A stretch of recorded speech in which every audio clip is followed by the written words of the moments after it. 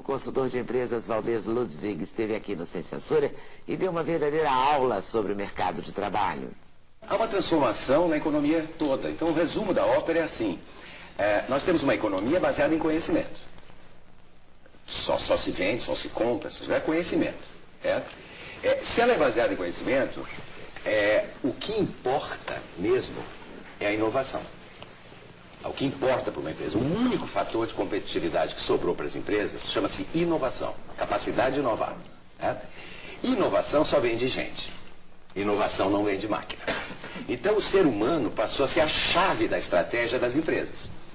O empresário bacana sabe que a única coisa que presta na empresa dele são os funcionários dele. Que o resto não vale nada. Empresas com patrimônio do tamanho dessas companhias aéreas aí com problemas, certo? Não adianta ter o melhor equipamento do mundo. Certo? Não adianta isso. Se você não colocar o teu funcionário em primeiríssimo lugar. É a única coisa que vale. Tá certo? Se eu deixo de ser senhor de engenho, eu não preciso de capataz. Por que tem capataz? Porque o senhor de engenho detesta sujar as mãos. Então o que ele faz? Ele contrata um capataz. Nas nossas empresas ele dá o nome de gerente para esse cara. Aí você pergunta, o que você faz pro gerente? Nada. Certo? O que você faz aqui? Eu coordeno. Eu supervisiono. Nada. Ele não faz nada.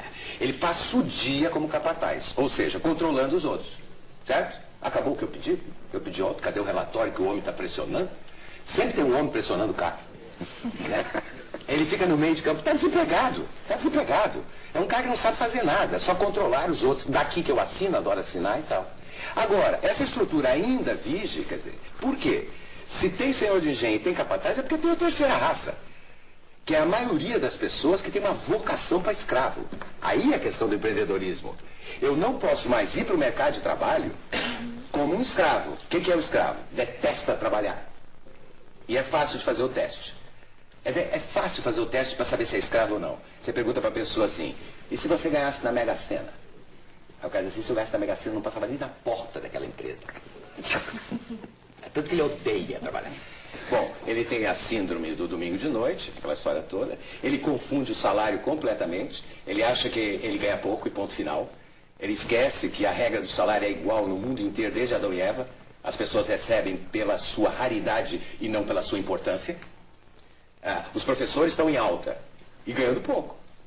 Por quê? Porque tem muito e o Popó ganhou em 12 minutos o quê? Certo? O que nenhum professor vai ganhar, mas Popó só tem um. E professor tem muito. E o erro definitivo do escravo é trabalhar mal porque ganha pouco. Por que você está trabalhando tão mal? Porque eu ganho pouco. Com o dinheiro que eles me pagam, não é para fazer trabalho espetacular, não. E aí ele fica ali. Quem é que vai te achar? A minha orientação, cadê? Tá lá. Primeiro, se você ganha pouco, sabe o que você tem que fazer? Um trabalho espetacular.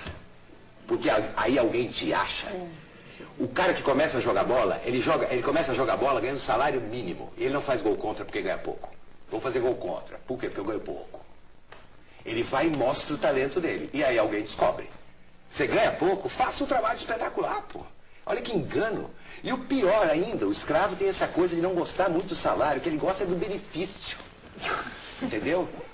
Tem ticket, tem vale, tem não sei o quê. O importante é cesta básica.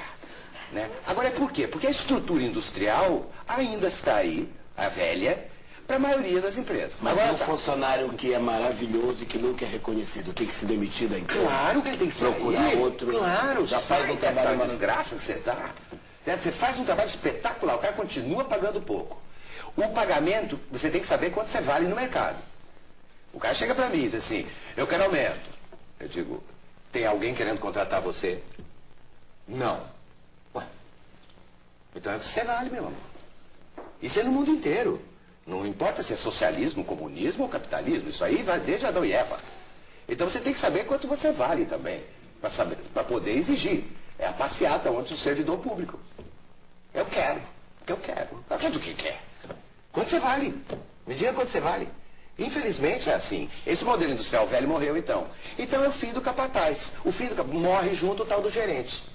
É o fim completo da escravidão. Agora sim acabou a escravidão. Qual é a tragédia embutida aí, Leda? é que esse novo mundo dessas empresas bacanas que a gente está conversando, até agora, é para muito pouca gente. A maioria das pessoas que estão sem emprego são esse perfil, que estão precisando de um capataz aí, de um bom senhor de engenho. Então, é um dilema que nós temos, que então, é transformar... A chamada ratatouille está liquidando? Não, nós temos que... Não, o desafio não é botar as nossas crianças na escola, elas já estão. O Brasil está com todas as crianças na escola nesse momento, praticamente todas. É bobagem.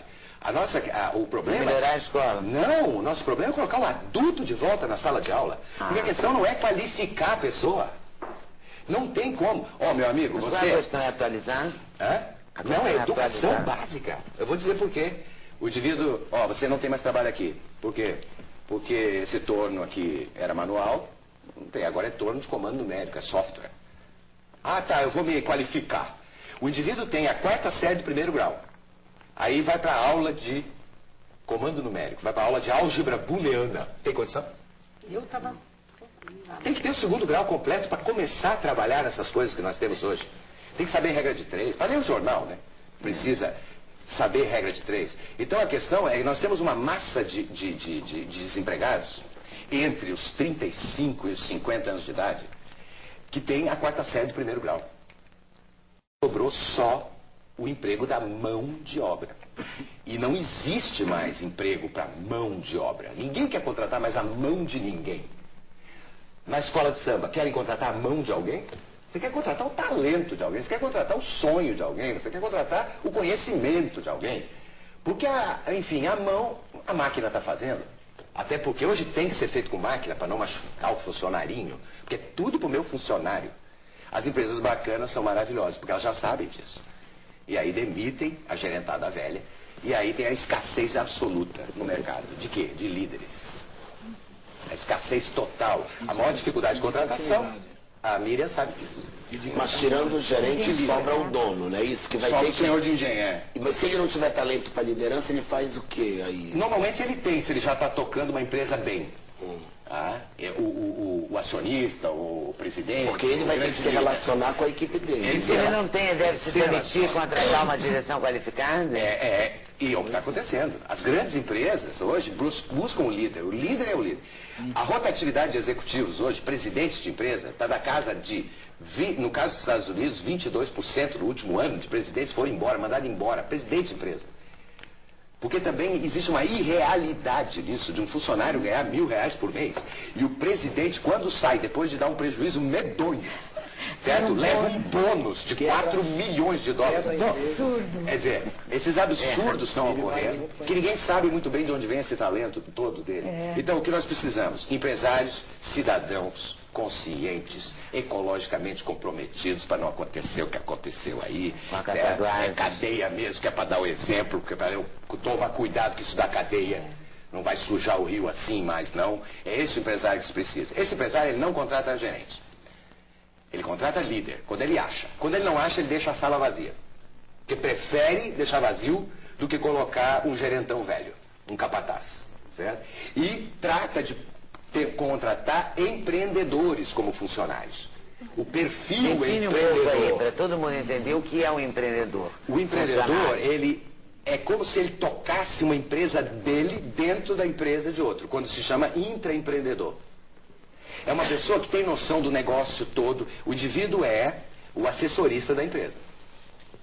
Se entra um cliente e diz, onde é que eu posso falar? Ele nunca responde, isso não é comigo, aqui eu só cumpro ordens. Ele diz, é comigo mesmo, doutor, o que é que o senhor deseja?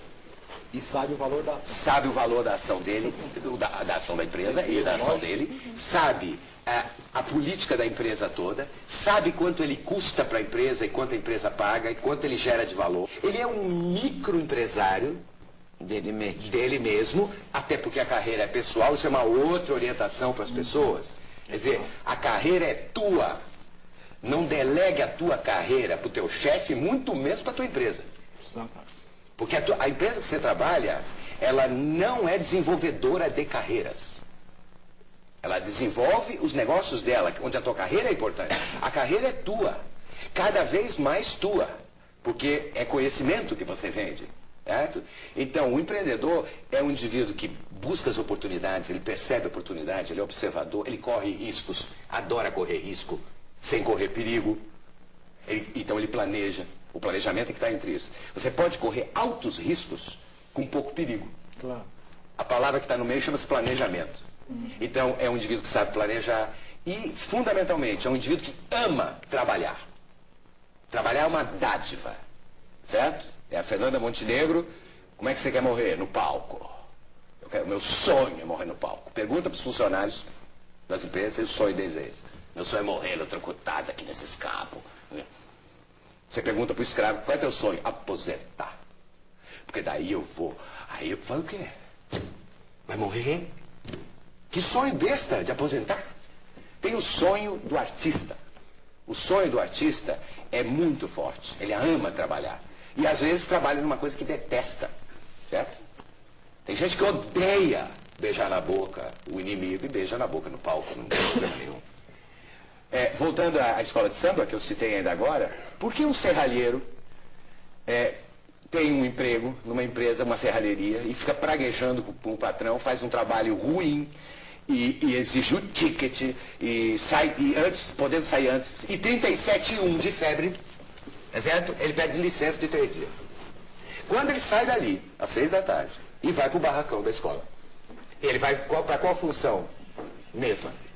Lá não tem ticket, lá não tem ticket, lá não tem nada. De noite ainda por cima. O banheiro eu sei como é que eu já fui, é aquela coisa. E ele faz um trabalho espetacular lá, na escola de samba. Então não me vê que esse papo primeiro tem que ter necessidades básicas resolvidas. Depois tem que ter. É porque a escola de samba dá a ele a oportunidade de realizar um sonho. E a maioria das empresas, nem a política da empresa não está nem aí para os sonhos das pessoas. Mas o novo chefe está, né? É isso que eu escutei. Eu escutei antes de ontem, dessa empresa que eu citei ainda agora. Eu escutei. Eu estou preocupado com o sonho individual dos meus funcionários. A primeira pergunta quando o cara vem trabalhar é: qual é teu sonho? Para ter a empresa ajudar ele a realizar. Aí a empresa vai que vai, bacanérrima e tal. Veste a camisa, né? Eu estou muito agoniado com algumas coisas. Eu estou mais agoniado com essa obsessão pela formação, que não ajuda muito, não. Concordo. Você tem razão. É 400 MBAs, rosnando com esse negócio de formação. Tem que ter a formação. Obviamente que se você for engenheiro da NASA, meu amigo, começa no ITA, depois vai. Claro.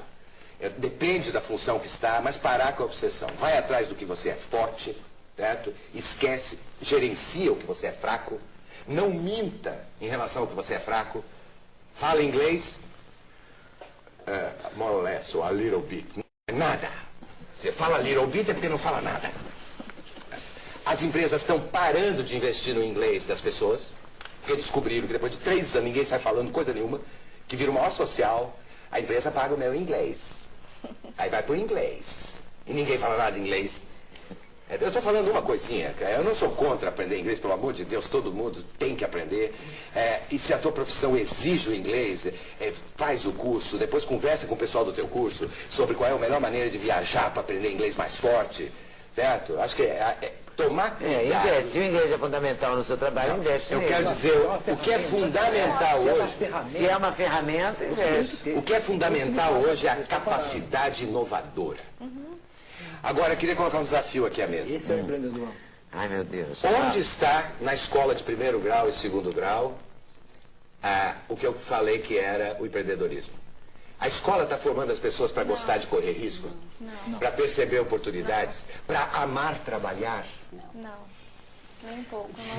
Nós não somos formados para ser empreendedor. Então todo mundo é empreendedor. Esse negócio. Eu não sou empreendedor. Eu não tenho dom. Todo mundo. Dom não existe. Para com isso de dom. O Mozart tinha dom para música. Um piano. Mentira! Mentira! Mas aos 6 anos ele tocava porque tinha um piano. Se não tivesse piano, cadê o Mozart? Eu estou dizendo que tem que dar oportunidade ao talento, não vai acontecer. Tem que ter um piano por perto. Em algum momento a bolinha do Google chegou na frente dele. Mas primeiro passou pelo judô, pelo não sei o quê, onde foi fracassando.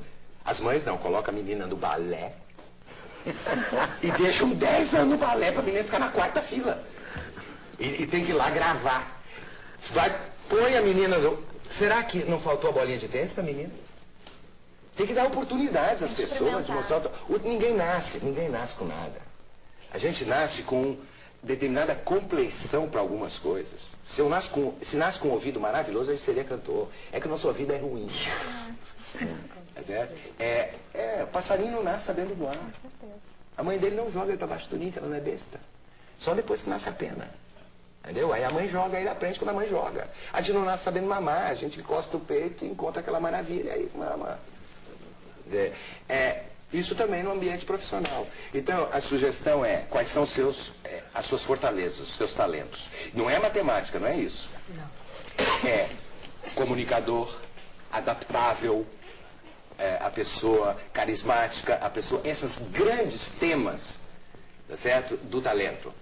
E aí você tem trilhões de profissões, né? Que você pode escolher, que você pode se encaixar. Isso é um menino falando para mim, acho que eu falei de uma vez que eu tive um Sem Censura sobre isso. Acho que falei, mas vale a pena falar de novo. Do menino do interior de Minas, que quando eu perguntei, o que você faz melhor do que os outros? Ele, nada. Eu disse, não, você tem que ter alguma coisa, pô, que você faz melhor que os outros. Eu sou o melhor torcedor do Atlético. A única coisa que eu sou reconhecido. Aí ele montou uma rede de lojas temáticas do Atlético. E foi fazer administração. E daí a rede vende coisa. Quer dizer, o que ele tem de bom? O que ele tinha de bom? O que a mãe considerava um defeito. Que era obsessão pelo Atlético Mineiro. A ovelha negra, né? A ovelha negra da família. E ele vai e me monta uma rede temática do Atlético. E aí, sabe? E vai fazer administração, porque tem que saber, tem que ter a formação. Lê da importância dos pais para estimularem seus filhos a serem críticos e criativos, não é? Que não comece em casa a tolir, porque depois a escola já vai tolir. Então... Você tem um filho que é ótimo em matemática e péssimo em história. Você deve contratar um professor particular de matemática. Para ficar o melhor da classe. Que é pro bicho ficar o cão em matemática. E contrata um mais ou menos de história pro bichinho passar.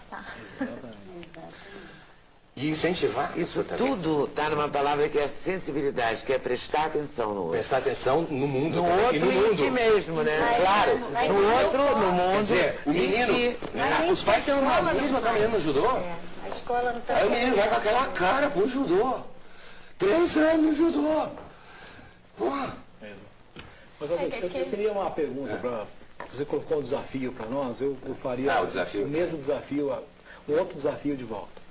O que a gente vê muito das empresas, essas maravilhosas que a gente comentou, né, as empresas maiores, já mais estruturadas, o que é muito comum é que essas empresas buscam no mercado, igual buscam agulha em palheiro. São tantas as oportunidades de encontrar um profissional, então são 10 vagas para trainee, por exemplo, aparecem 5.000 candidatos. Certo. Tem empresa que se dá o luxo de, em 5.000 candidatos, não encontrar os 10 que ela procura. Por quê? Ela busca tantos requisitos necessários, requisitos básicos, que ela não encontra em 5.000 candidatos. Ela não enxerga. Ela não enxerga, ou ela faz o que a gente comentou antes do intervalo, né? Uma pergunta dessa, você vai pôr o sal antes ou depois? Né? Como se isso importasse no contexto final da carreira dele. Que eu acho que não é por aí. No próximo bloco, todos os passos para você montar o seu próprio negócio.